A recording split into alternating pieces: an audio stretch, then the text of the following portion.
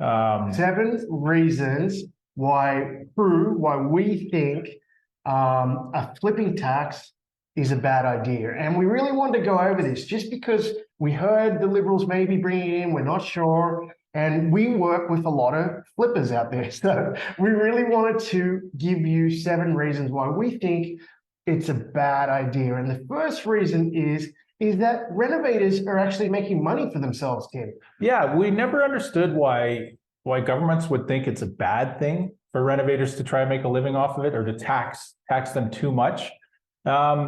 What they're doing is they're creating employment for themselves, and they're also paying taxes on that employment. So they're making a living doing this essential job for people who want to buy a renovated house. Yeah, we're not saying take away the tax completely. We're just saying don't increase it to where they want to increase it.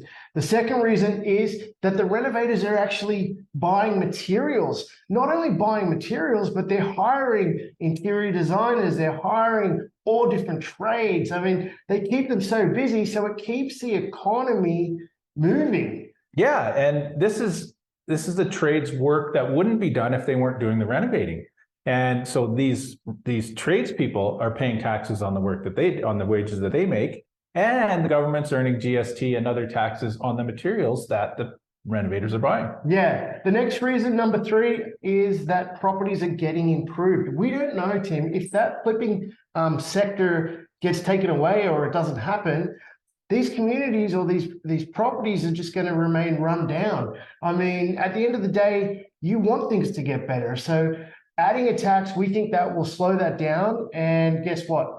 We've seen, Tim, which is our next point, is that communities improve when properties are getting improved. And we actually look out for that, Tim. When we're going in to do a flip, we're looking for renovation bins in the communities. If you go anywhere like Lake Bonavista, Silver Springs, even Thorncliffe, we were in Cedar Brae just yesterday, Tim, and they're renovating in Cedar Brae. So what happens then is that the property prices go up because people will pay that extra money, and it just drags the whole community up, which means you end up getting, like you look at a place like Bowness, you end up getting community enhancements. Like in Bowness right now, they're improving the roads. You have more businesses coming in now because more people are living there. So once that community is improved, the whole area takes off. Yeah, and personally, when I see someone renovating in my community, I get pumped about it,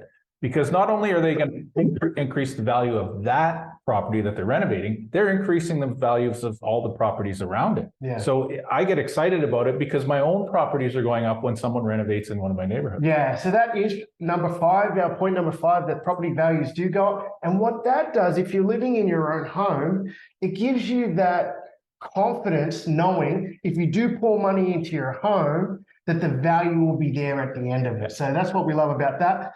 And number 6 is buyers want turnkey properties. So you know what, at the end of the day, we're working with clients that either can do the work themselves. Tim, I can't lift a hammer, so I would rather, if there are turnkey properties, and Tim, we look for renovated rental properties as well, because when our clients buy them, they don't have to pour more money into them, and they could use that extra money they're saving for their next property. Yeah, and just for regular home buyers, a lot of people want to move back into these older communities like Silver Springs, like Oak Ridge, like Parkland, older communities that are 30, 40, 50 years old, but they want to move into a house that's fully renovated so they don't have to do any work. They don't want to move into grandma's house. And these renovators are actually doing a service by improving these properties so people can just move right in and live in a modern house. Yeah.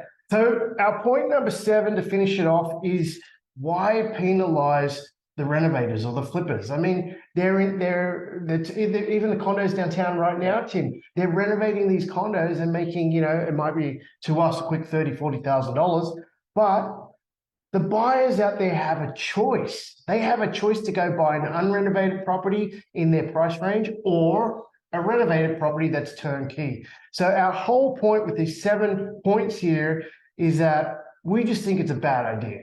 Yeah, to tax renovators if they're flipping a property.